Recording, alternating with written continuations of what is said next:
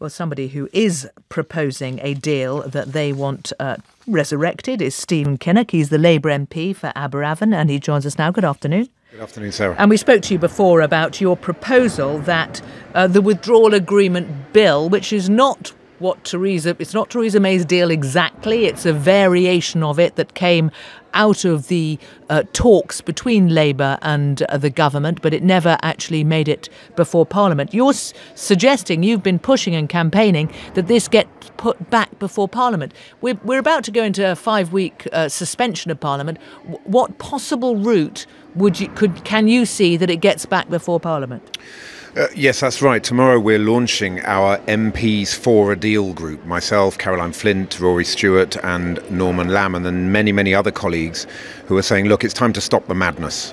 There is a withdrawal agreement bill, which is a very good basis for the Prime Minister to go and negotiate with Brussels and sign off on a deal, because it's basically already there. It's been landed with the EU 27.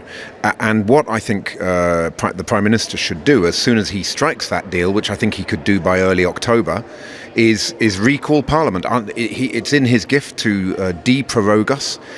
We should come back, get that deal through at second reading. There will be some time required, of course, to get it through the remaining stages, but we've just got an entire piece of legislation through both houses of Parliament in 48 hours. So there's no doubt at all, if we work 24/7, we can get this done, and an extension would not even be required. It's a fanciful idea, though, isn't it, for the idea that Boris Johnson could be pushing this bill, because it doesn't address those things that he has said he's concerned about.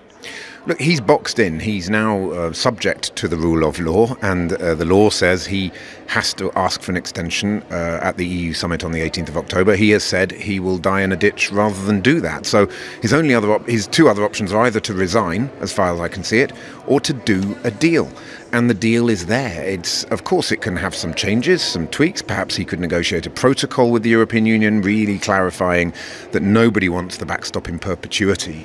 But it's time for him to face down the hard right Brexiteers, who are a small minority in his parliamentary party, and actually recognise that there is a strong body of moderate cross-party support for doing a deal. So he would lose under this scenario. I'm just thinking about what your proposal, who would be voting for it. Not voting for it would be much of the cabinet, and many of those in the ERG part of the Conservative. How is he getting it? How is he getting this proposal through Parliament?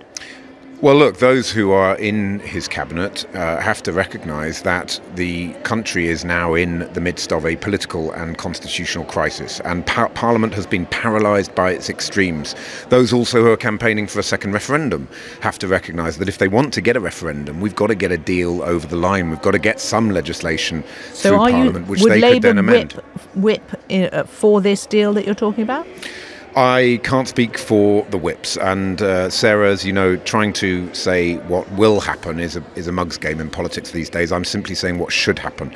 Common sense should prevail. There is a perfectly good deal, the result of cross-party talks, full of concessions to Labour on a customs union, on workers' rights bill, on environmental and consumer standards. It's a good deal, a compromise for both sides. It's time for common sense to prevail. And to all intents and purposes, it means that Theresa May's deal is resurrected, lives again. Well, of course, the withdrawal agreement bill was the product of the cross-party talks, and tragically, in my view, it never came to Parliament. So resurrected is not really the right word, because we've never had a chance to debate or vote on the withdrawal agreement bill. It's not that different, though. Well, there are 10 major concessions in there, including, by the way, parliamentary time and a binding vote at committee stage on whether or not the deal should be put to a referendum. That is a massive difference to the meaningful votes that came before.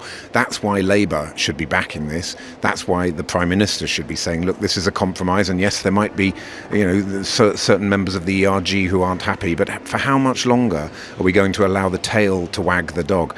A small number of ERG extremists have been running the show for far too long. It's time to face them down. Stephen Kinnock, thank you. Thank you very much.